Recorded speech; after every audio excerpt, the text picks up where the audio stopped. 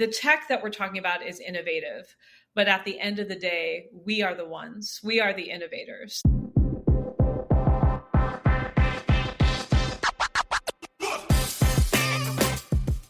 Welcome to School and Around, a podcast hosted by Branching Minds, featuring prominent leaders, subject matter experts, and thought innovators with their perspectives on the current challenges facing K-12 education. I am your host, Larissa Napolitan, a former teacher, instructional coach, and a member of the Branching Minds team, here to lead conversations and to shine a light on phenomenal educators and those that are on a mission to transform our schools and the lives of students. I am thrilled to announce our 2025 Virtual MTSS Summit happening this December. This 2-day event is all about MTSS innovation with intention, where we will dive into bold ideas and practical strategies to ensure every student is supported and every educator is equipped to succeed. Join an international community of educators and leaders to explore how intentionality and innovation can drive meaningful change in MTSS implementation. You won't want to miss this incredible opportunity to connect and grow.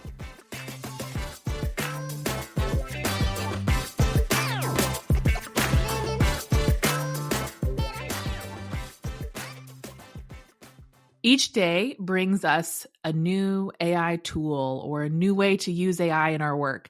And it's usually accompanied by the promise of enhanced ease or efficiency. And for educators, such promises like this have been around for a while with education technology. But we also know that technology is not all created equal.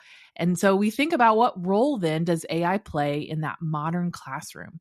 And so we're going to delve into this important question with our guest today, Maria Laws, who is a former K-12 STEM educator, an AI innovator, and global strategist. She works all around the globe, and her work is dedicated to empowering educators and students to harness AI's transformative potential. Maria, welcome to School and Around, and thank you for being here. Larissa, I'm so excited. Thanks so much for having me. Well, first of all, your career has spanned K-12 education, scientific research, and AI innovation. So I first want to just ask you, what inspired you to focus on the intersection of AI and education? I love that you start with this question because until someone said, hey, will you come work for our AI edtech company? I didn't know what AI was. So the journey was sort of really about my background. I have a STEM degree, but I also have an art degree, and I have a dance performance background. And when I started chatting with someone about the work I was doing in my science classroom that integrated those other things, they got really curious and told me they worked for, which is an AI company. I think it's one of the most famous companies right now in the world. And he said, I'm starting something and I think you would be perfect for it. And I was like, I'm not going anywhere. I have my dream job. I'm a high school educator for many years. I feel great about what I'm doing.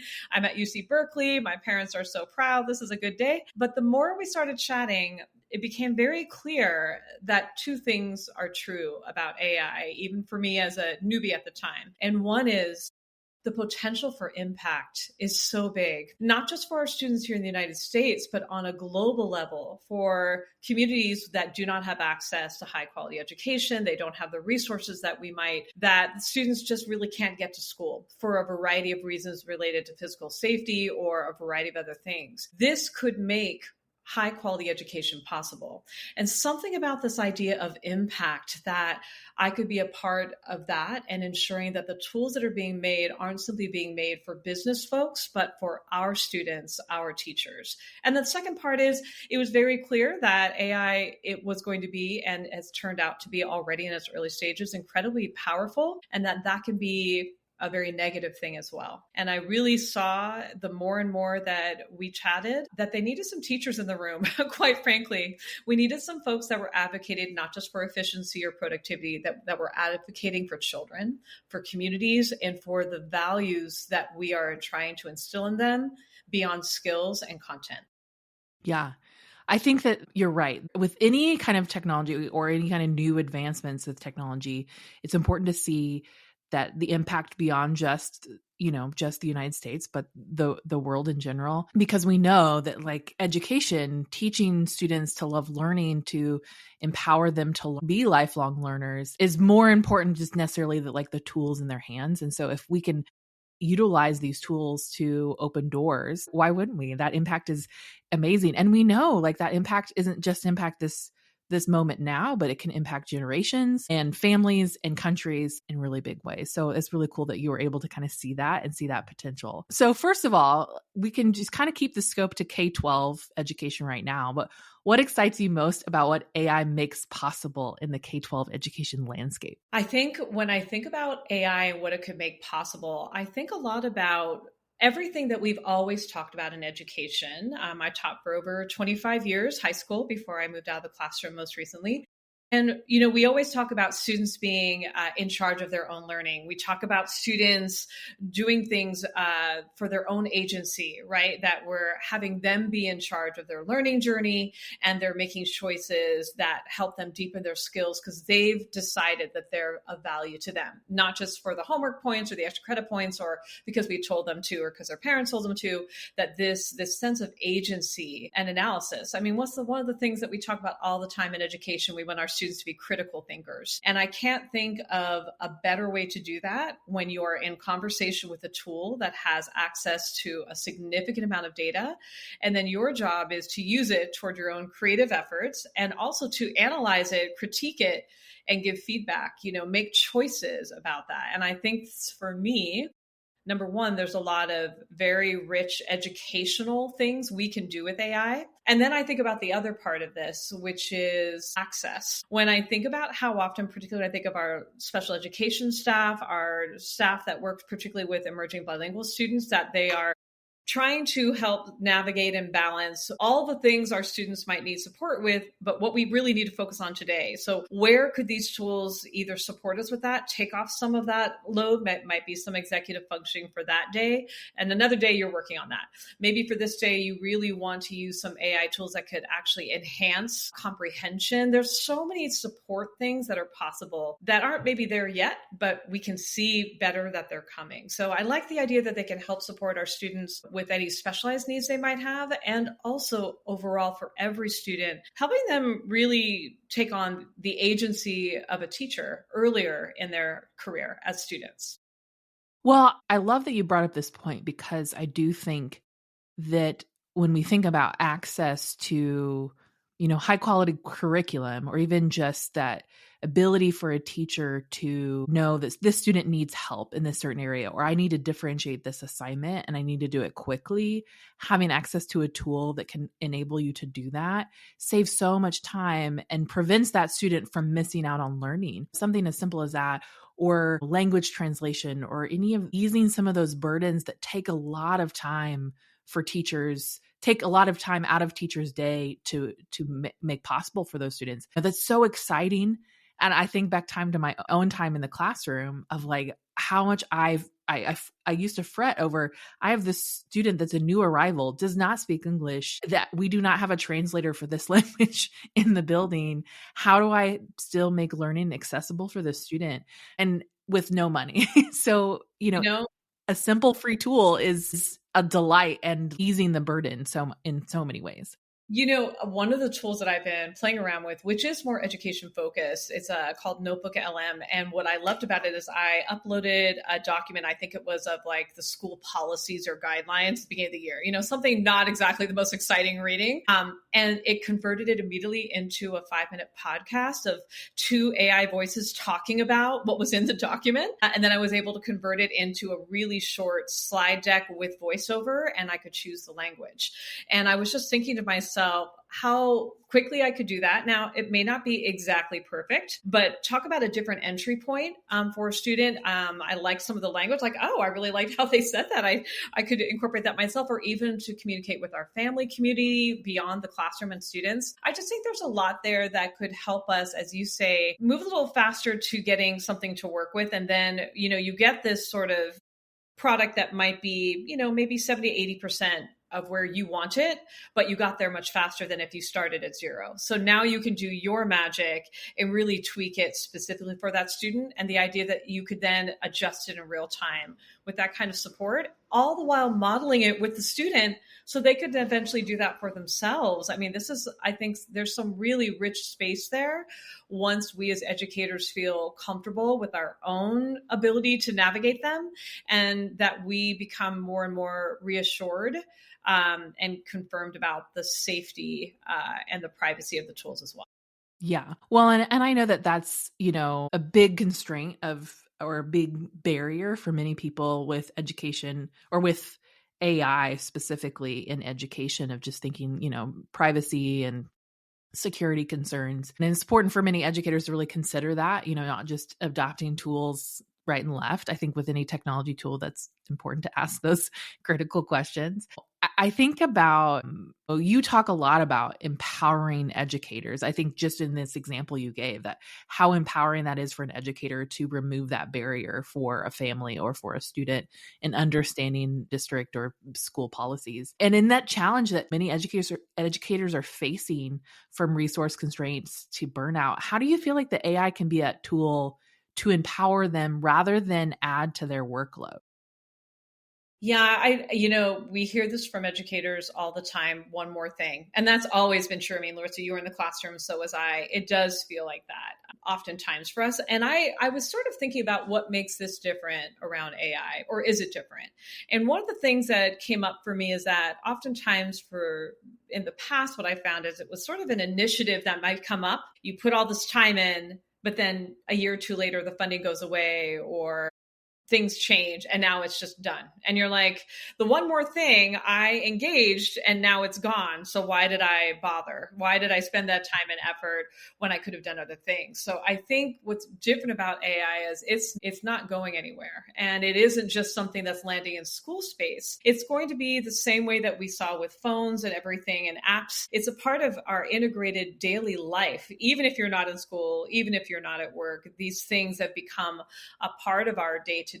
And that's what's happening here on an even more amplified scale. And so I think it lands a little bit differently for me on one end about, well, this isn't really one more thing. This is going to be a thread woven throughout our kids' lives in ways that we didn't have for ourselves.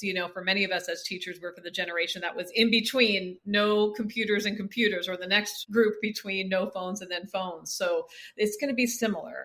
We know that students need it, that it's going to be a part of them from now on. And we want to ensure that they can utilize AI in a way that is safe, effective, creative, and we're the ones to help guide them. So I think that's the first part for me, is sort of that, okay, I can do hard things if I believe in them. And if you can tell me that there's a reason to do this, and it's centered on my students, not on a report or something else. It's for my students. I think that's the first part of our mindset. But the second part is what we know, particularly in technology in general, change management in general, but specifically for AI things. I think it's really important that teachers aren't trying to do this on their own. So much of our lives is still solo. We're in the room, we're doing our thing with our students in terms of not having collaborative partners. That's not how you can attend to AI. I mean, new tools come out literally every day. I mean, the landscape changes from morning to afternoon. I check my newsletters every day. It's an overwhelming rush and crush of new things. So I think it's important for this to be something that happens at the school level, where we are deciding that we're going to take time out of the schedule. I'm going to show you it's important by giving you the time and space to find your entry point. You and your team are finding what you find most interesting or what you think is going to be most useful, and you go down that rabbit hole a while and you let me know how it's going. And then we move forward to the next. This idea of incremental change, it requires you not just saying it has to happen for creating this sense of urgency, but out of fear, but more like, hey, we can help our children and we're going to have time together to do it. I think that's very important to reduce the burnout and to increase the excitement about what could be possible. That could actually be better and more, but you don't know what that could be until you play around yourself. And so I think that guided exploration is critical. And it also kind of aligns words with deeds on the administrative level, that we're telling you it's important and we're showing you not only is it important, but we think you are so important, we're going to give you the time. Yeah.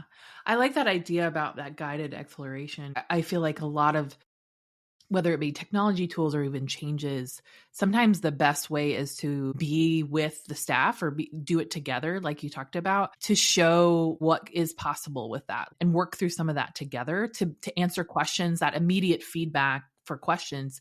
Same, I would say, at any learner, any learner at any age, it's the same thing of having someone right there to answer your questions can be really helpful as you work. And I think even to really talking through, because there's so many times I learn about, oh, did you know that this thing could do this? And I'm like, I had no idea. It happens in a meeting and you're like, wait, I've been doing this. I didn't know this all this time. But you actually bring up something I got really excited for. I had to readjust myself in my seat, which is, I think it's to talk through things, but also that's where you see the range of people in the room. You've got your AI enthusiasts that will be like, oh, I tried this. You're like, oh, I would never, the creative folks that are already sort of like calm and like willing to kind of dive in just personality wise or experiential wise, whatever the reason. They can be folks that can kind of show you what is possible. And then you've got the folks that are somewhere in the middle, and that's where resources can help, that support can help. And then that's also for the folks that are like, absolutely not, this doesn't align with my values. I don't think we should be doing this, that they're really thinking around value space and how this tool really doesn't seem to align with what they want for students. This is where you can have those critical conversations to really, affirm their values. And also then again, maybe some baby steps into, well, let's test it out. And if so, then that allows us a different conversation about, okay, clearly we got some disconnect here. Let's start thinking about policies. Let's talk about how we're going to align beyond the exploration. So I think there's something around that collaborative space. I know, so many things are changing, Larissa, but some things do not change. That this group experience of learning is critical for us because learning isn't just about content or skills. It's emotions, it's values, it's memory. I would think to myself that learning is identity work. And for educators who are already feeling pushed to their limit to support so many students, and now you're pulling them into something that they may never have wanted to be in, that brings up a lot of memory, particularly around STEM or tech in particular. Most of us don't necessarily identify as tech. It can bring up a lot of layers that can block the creativity, what is possible part. And how do you break that down? With enthusiastic folks around you that are also affirming your concerns, showing you different things, as you mentioned, but also just time and space to sit with it and to actually find an entry point. Like, you know what, let me go check that out. Let me do a little bit more, or even if it's just to observe. Yeah. Well, I was even thinking of just that, taking that time to address concerns, because we talked a little bit about like security and privacy, and going in, actually, here's our policy, really vetting the tools that your teachers are using, making sure that that aligns with district policy, and making sure that they're protecting student data, if that's what that is, a part of, or making sure people don't just put into an LLM all this, student personal data, like kind of helping them find the guardrails to, make sure that they feel safe in what they're doing, because I can understand that there's fears that are blocking them from wanting to move forward, that sometimes, usually that's when resistance comes from. There's a fear there maybe. And so addressing concerns and having those critical conversations about why this could open up possibilities. And then also letting people be at the spectrum they're at, right? Like letting them be at the starting point that they're at, because everyone can grow somewhere, but not trying to force people to be more ready than they actually are, I think is really important to consider, especially I think with new things that are changing so rapidly that it can feel so overwhelming that you don't want people to just rush forward. You want them to critically think in the same way that you want students to critically think about what they're doing with AI. You probably want your educators to do the same. And so allowing them to consider the possibilities. But I think something you said about how that resistance can block that creativity. I love that statement, because I think that goes with any type of innovation. We often, the resistance, the barriers that we might have really can hinder like what's possible. And I think there's a lot of things that hinder that, because I think there's a little bit of that, that hope for innovation. I feel like there's a lot of educators that don't feel a lot of hope in what they're doing because of burnout or just the hardship or the challenges around education. So it's good to embrace those people and encourage those people on your staff that have that excitement, and to help them be cheerleaders as well. I was going to say something about that really struck me when I started working with educators around where do we start with AI, like about 2 years ago. And two things. Number one, I was working with some district leaders from around the country, and maybe like 15 people, small 2-day retreat. I was one of the folks that was presenting. I was the only one about AI. And I started my slide deck with just an elephant in a room, meaning we started, let's just talk about the elephant in the room, and literally just surfacing where people were. And you didn't even, mean, I already knew who was where. You had the people in the front that were ready to share what they'd already tried. And then there was the one person in the back with their arms crossed. And I think what I loved about that is it allowed everyone to say what they felt needed to be said. And they were right. Every person, from the excited person to the person like, I'm in a counseling department. Everything about this is against what I think is good for the health of students.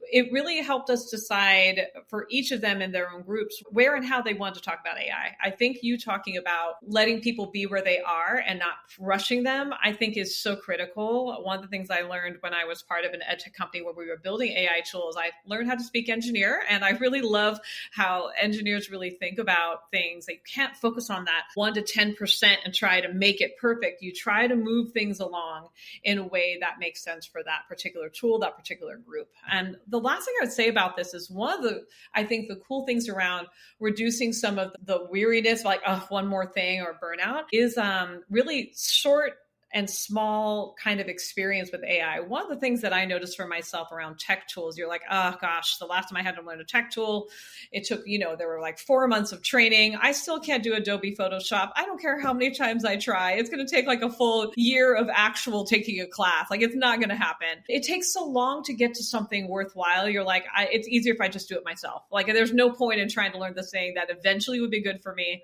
because it's going to be too terrible in the middle. But AI isn't like that. And so having an experience of delight where I'd be like, I was using a particular tool that I still love. And I asked someone, if you tell me your favorite hobby, and I had them come up next to me on the screen. And I literally wrote a sentence about their favorite hobby. They did like roller derby. I have questions. It was fascinating. And I was able to help them make a website within 3 minutes. It just populated on the screen. And then she added photos of herself doing roller derby, which was a revelation to all of us. It was awesome. But to go, wow, then you go, okay, this is different than other tech that I've used in terms of the burnout level. So we kind of like, okay, so this is a small speed bump to something 80% good, as opposed to a huge speed bump and you still look like my Adobe Photoshop, I did it with my toes. It's not good. This is something different. So that lowers that. And then to have that, oh, wow, my students could do that. This would be a great way to start the school year. Like, immediately modeling in real time the exact same thing that you could do with students, not just in terms of the outcome, but the process. Hey, let's just put it in, see what we get. You like it? You're the expert. I don't know anything about roller derby. Is that right? Okay, what else would you want to add? Let's tell it to add it. Do you have a photo? It was really a perfect way of elephant in the room. And then let's do some delight. Let's see what it could feel like. And then you can start envision a lesson plan or a way forward, a theme. I could imagine all of the light bulbs going off in the room of educators going, what does this make possible? I remember there are many times as an educator, and I get this new tool and I start to dream about, okay, I can do this with my students. I could do this with my students. Even I remember I was writing an application to pilot iPads in my classroom. And it was one of the first times I got to sit down and really dream about what is possible and what could I do with my students if they all had a device in their hands. And, whether that went off, nothing's ever perfect, but it really helped me really see if there's so much possibility out there for students. And I'm almost doing a disservice to my students if I limit myself or if I don't dream. Now, we always have to kind of trim back our dreams because, time, what the students actually, they're capable, right, of. But I think that really helped me think through, I don't ever want to say no to a piece of technology. I always want to try it and see if it works. And that even that modeling for students can be really valuable. Modeling it for your educators. I thought even your example of just doing it with them in front of them. When I was a coach, I would make little tech tip videos to show like a screen share of how to use little pieces of technology. And some of my teachers that weren't as quick to embrace technology, or they were really trying and had difficulties, those little things helped remove barriers that made them more comfortable to try something new.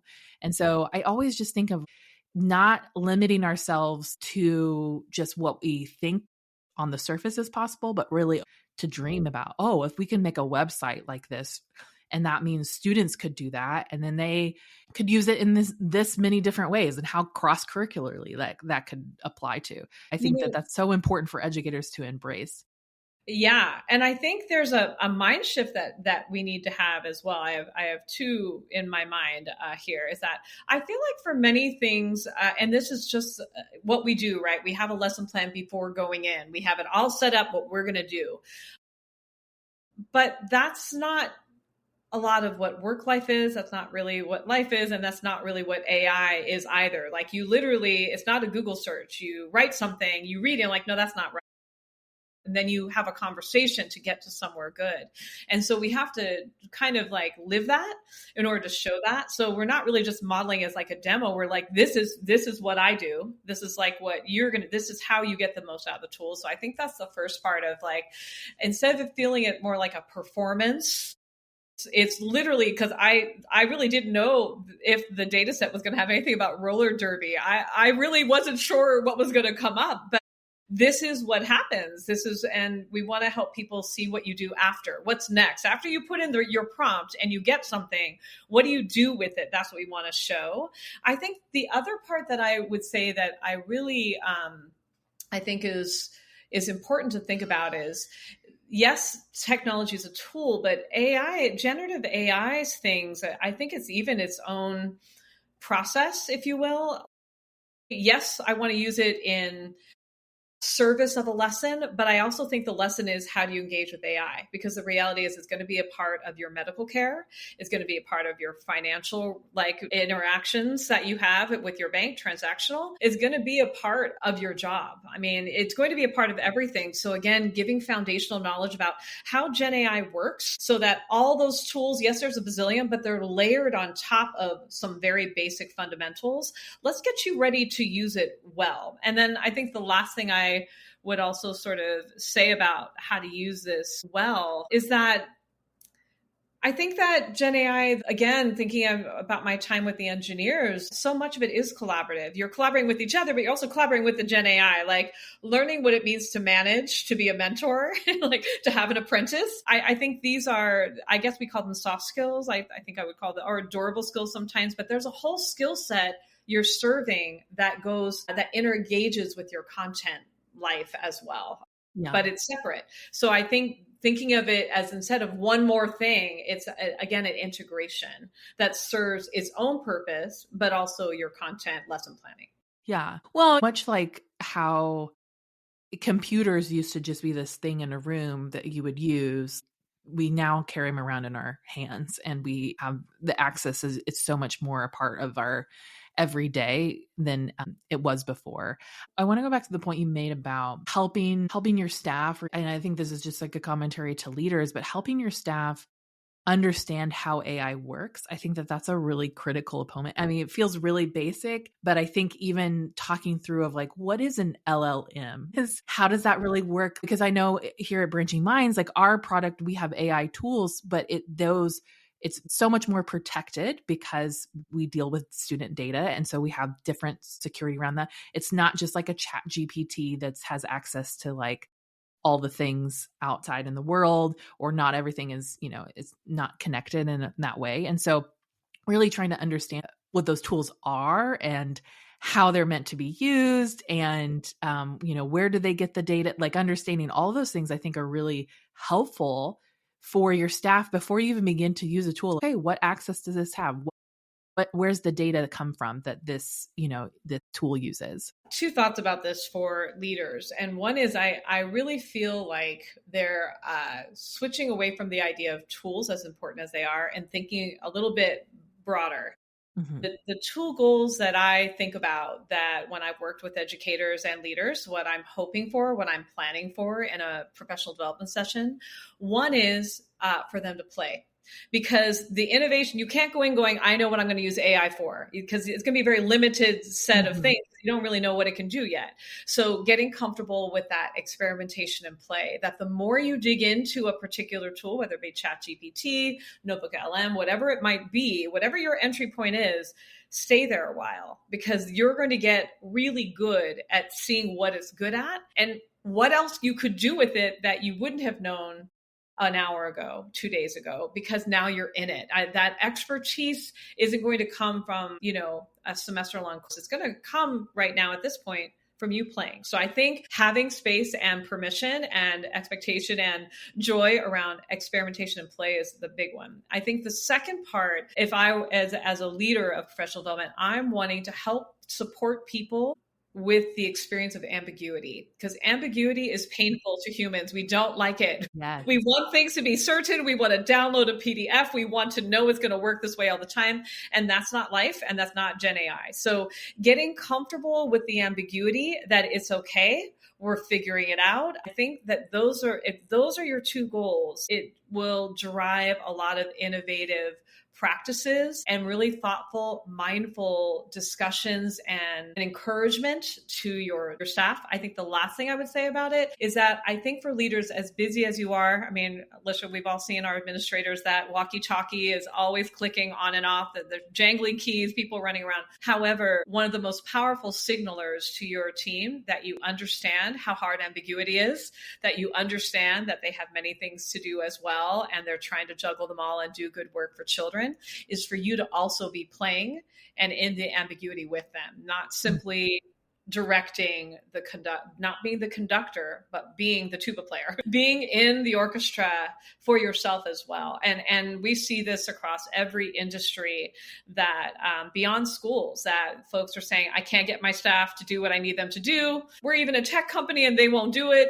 We hear this all the time. And it's because you can't just send an email. You can't just say, hey, good, you guys do good work. Let me know how it goes. You need to be in the mix too, number one, for all the reasons I mentioned. And number two, because AI is going to impact your work as well. So being part of the team is important. Yeah. Yeah.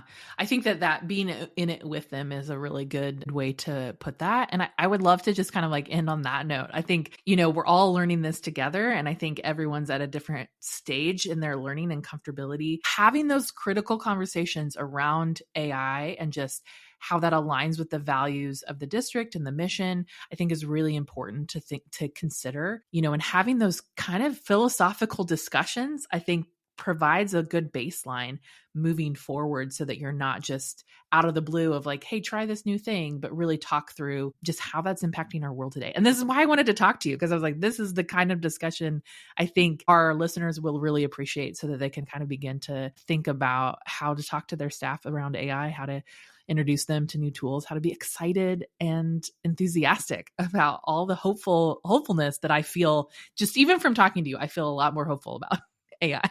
Well, I really just, if I was going to end with something, what I would end with is the tech that we're talking about is innovative. But at the end of the day, we are the innovators. And I think we need to lead into our power and our identity as educators, that we will do this, and it will not go well without us. So I want to empower people not to say, yeah, no, you can do it. We've always been the ones to do it, Larissa. We are the ones, and we are centering the right values and the right people, our families, our communities, our children. And so, yeah, if that's where we're headed, we're the ones to figure out what's possible on the great side and what we need to do to mitigate or eliminate the negative. So I think also too, the last thing about it is when you are empowered as an educator, you use your voice. I'll give an example. There's quite a bit more controls in these large language models now than last year. You can turn off the training data. That wasn't possible before. They're putting actual things so that if this child is asking a question that's not seeming aligned with good mental health, it gets rooted somewhere else. It gets stopped. So we have an empowered voice to have in the conversation well beyond our classrooms. And I really am excited to get to talk and more with our educator team, because we're the ones to do this. Awesome. Well, thank you so much for being here. This was just such a delight, and I'm so glad to share this conversation with our audience. Thank you, Larissa.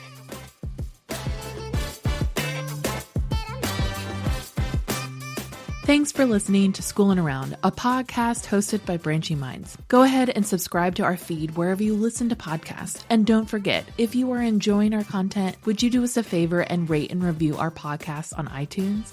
This helps others find our podcast and lets us know how much you love what we're creating. Branching Minds is an educational technology company using learning sciences and technology to help districts effectively personalize learning through MTSS. To learn more about us, check out our website, branchingminds.com, or follow us on Twitter, Facebook, or LinkedIn @Branching Minds.